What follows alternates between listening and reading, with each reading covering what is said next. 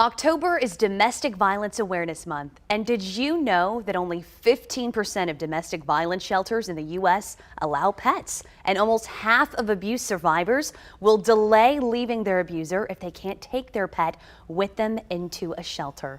Of course, not even just this month, but really year-round. This is so important to talk about, and we are honored today to have join us Emmy Award-winning talk show host Tamron Hall.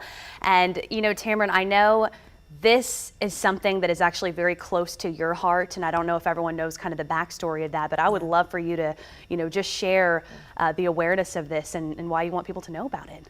Well, first, Hannah, it's so great to be here with you, to talk with you, being a Texan and being able to talk to you about this, because it's twofold. To your point, it is connected to my personal life. I revealed a few years ago that my sister was involved in a relationship where there was domestic violence, and her death is still an unsolved case. But while we were not able to get justice as it relates to what happened to her, what I know during the course of her life, she experienced domestic violence. And so I learned much more after her death about how to communicate with people who are involved in homes where there's violence. As you pointed out, 1 in 3 women, 1 in 4 men will be in a situation where there's domestic violence. And so I've used my voice, my show, my platform to speak up for survivors.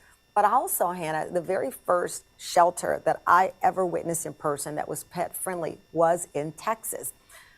Through my partnership with Purina and Red Rover, I learned much more about this issue and the problem that exists. To your point, only about 15% of the shelters in the country are able to take in pets.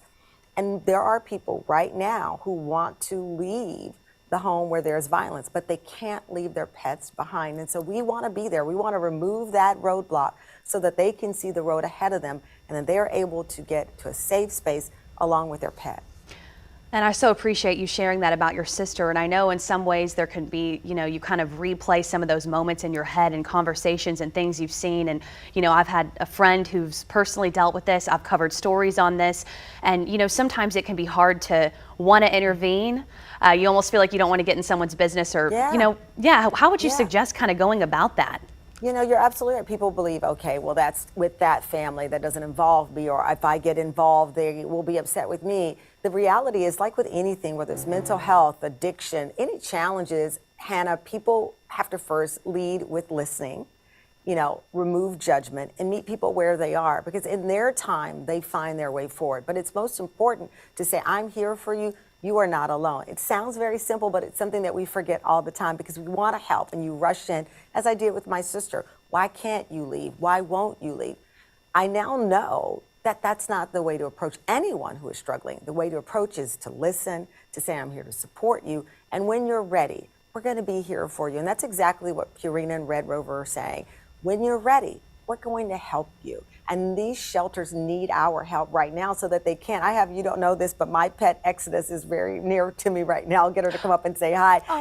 She's my son's first pet. I've had dogs my entire life.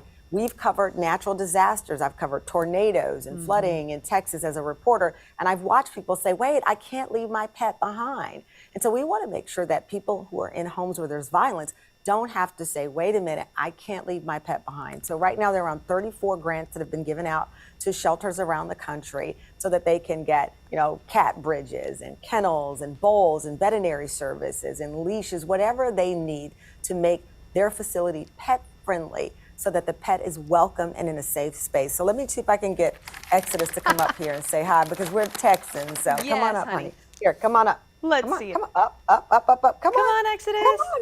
Listen, you got all of Austin waiting on you. You can't do us wrong like that. Come on. I don't have any Franklin's barbecue, but I have Purina a few. Come on. I'm from Luling, Texas, so I don't even have City Market. Come on. Oh, you wanna come my up? gosh, you're hilarious. Yes. Let's there you Exodus. Go. See, you know what I said? I said Luling, Texas, City Market, and look what happened. Sorry, guys.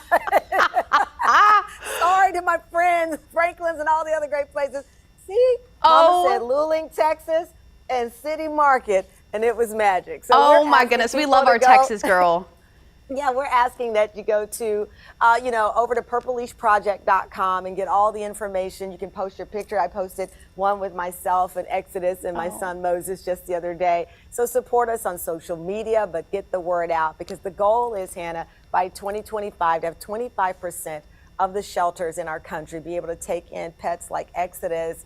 Whatever we can do, I'm here for it, and I'm so grateful for your time today and the support of the station to get the word out. Absolutely. Tamron, you are such a gem, and I love that you're a Texas girl making it big. So thank you so much for joining us. And of course, you can watch Tamron weekdays at 2 p.m. right here on KVUE.